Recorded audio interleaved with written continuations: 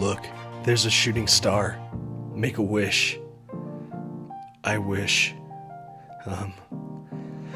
I could go everywhere you can go and see everything there is to see. Today on the Comic Book Report, Silver Surfer, New Dawn. Stick around and check it out.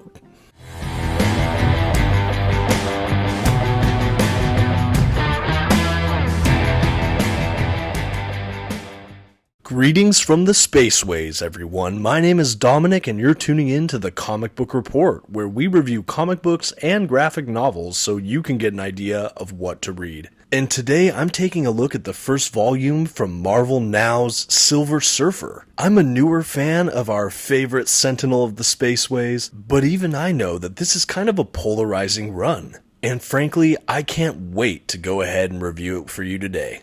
So let's get started. First, some quick facts about today's collection. The issues in this volume were written by Dan Slott and penciled by Mike Allred. The issues collected were first published by Marvel Comics beginning in 2014. The volume itself collects Silver Surfer issues 1 through 5 and material from All New Marvel Now .1 issue 1. And finally, this trade paperback comes in at 128 pages. At this time, I'd like to issue a brief spoiler warning. I will be flipping through today's collection and commenting on plot points throughout. You've been advised. Okay, and here's our first look at today's trade paperback collection. As I mentioned up front, this is the first volume of Marvel Now's Silver Surfer title from Dan Slott, with those absolutely distinctive pencils from Mike Allred. And honestly, you can get a pretty good idea of his art style from this front and back cover if you have never experienced Mike Allred's work. As far as the trade paperback itself, this is a standard size with glossy print pages, a pretty standard Marvel trade paperback from this era. Nothing too special. Mine is actually slightly damaged towards the end of the book. I don't know if you'll be able to see it, but the inside toward the spine on the inside is a little bit crinkled, but it only affected the last issue and a half, but nothing too bad. And as we dive into the collection proper, like I said, you'll get a really great sense of the art, even from these first few pages. Mike Allred, you either kind of love him or hate him as far as his art style. I really love it. It's so distinctive, and it kind of almost has a throwback feel to some of the Silver Age stuff for me, but just with a modern spin. And I don't even really know why. I don't know if it's the thick lines or what it is, but it's gorgeous. You don't see art like it quite as much these days. Anywho, as I got into this character this last year after reading some of the Silver Surfer Epic collections and some of the character's earliest appearances in the pages of Fantastic Four, I was really eager to check out more of this amazing character. So I heard that there was a kind of more modern run that occurred around the Marvel Now era. I haven't read a ton from Marvel Now. This happened around the time I took a hiatus from comic book collecting, but I've dabbled a little bit. So when I went ahead and picked up this title, I went in very fresh. I'd read a little bit of Dan Slott's Spider-Man, but otherwise I haven't read a lot of Slott either. But I heard that a lot of people were hot and cold on this title, so I was eager to find out why. And I think having read a good bulk of Silver Surfer before starting this series, I think I understand what people were talking about. Because what we have in New Dawn, this trade paperback here, and I'm sure the rest of this run, is a Silver Surfer that is a little more playful, a little more comedic, and a little less philosophical. I think that just the kind of deep internal monologues, philosophical bent to the Silver Surfer's nature is something I've seen explored across a lot of his early history, and that is not as prevalent in this modern run, at least from what I've seen in this first volume. There's a lot more focus put on the interpersonal relations between Silver Surfer and this new character, Dawn Greenwood. She's the girl in the red dress throughout a lot of this volume, and she's a pretty wonderful character that brings out a kind of playful side and more human side to Norrin Radd, the Silver Surfer, and I liked seeing that for a change, but it didn't seem as true to the character as I had felt reading some of his other older work. As far as the plot lines you could find in this volume, that was actually something I was really impressed by overall. We kind of have Silver Surfer sort of transported or taken to the Empiricon, which is sort of a floating Las Vegas-y, vacation-y, corrupted planet, I guess. Kind of machine, like building, man-made planet. I don't really know how to describe it. And he's kind of wanted. He kind of has problems with his powers there, and he's sort of taken captive. And kind of to try to get leverage over the Silver Surfer, they abduct someone who's supposed to be really meaningful to him, which is Dawn Greenwood, except he's never met her before.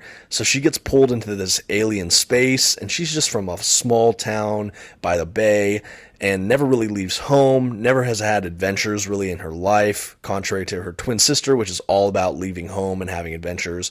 So this is really Dawn's like first venture outside of her small hometown, and she's like interstellar in this weird planet that's about to just erupt in a bunch of chaos and all sorts of just crazy madness that happens that I won't spoil that part for you, but it's pretty interesting. So you have Dawn kind of making her way around the Apiricon. She's kind of imprisoned as well. You have Silver Surfer and her kind of breaking out, saving the day.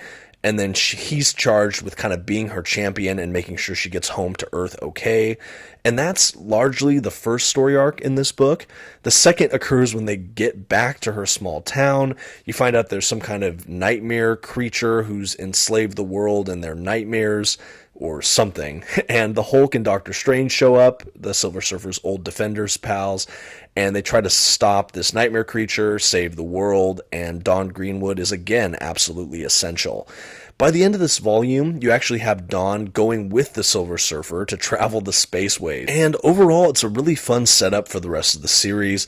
This is all I've read so far. I know there's an omnibus coming out later this year, a reprint of this whole run. You can still find some of these trade paperbacks for cheap as well, or I'm sure digital. Overall, I thought it was a decent start to the series. There is a little bit of a kind of romance angle they seem to be teasing. I'm not sure if that goes anywhere. Again, I haven't read the subsequent volumes yet, but there definitely does seem to be a little bit of foundational work there for their relationship, and the relationship is sweet. They kind of bring out strengths in the opposing character that they really didn't have on their own, and I really like that. There's kind of this faded beauty to their relationship, as you see throughout even this volume, and there's a lot of potential here. I don't know what it is either, but there's almost a fairy tale-like storytelling aspect to this. There's something kind of dreamy about this run. I don't know if it's the way Slott writes it, or if it's the art style, or a little bit of both, but it lends to a very interesting tone, especially for a Silver Surfer book, which I think I've seen as more philosophical and where doom meets possible hope. This one is more playful and lighter and kind of dreamy romantic, and I found that to be very interesting.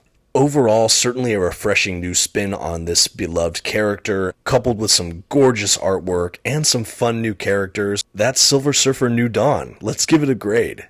For a series that puts a lighter spin on our favorite Sentinel of the Spaceways, this Marvel Now Silver Surfer series combines incredibly stylized artwork with fun characters, but it's certainly a bit of a departure from the Silver Surfer norm. I think longtime fans of the Surfer may have trouble digesting this series, but it is an easy place to start. And for all of that, the Comic Book Report gives Silver Surfer New Dawn a C+. This was not a bad title, but I would just say it's just above average. Have you read Dan Slott's Silver Surfer? Let me know in the comments below, and maybe check out some of my other videos. And until next time, this has been the Comic Book Report. Have a good one.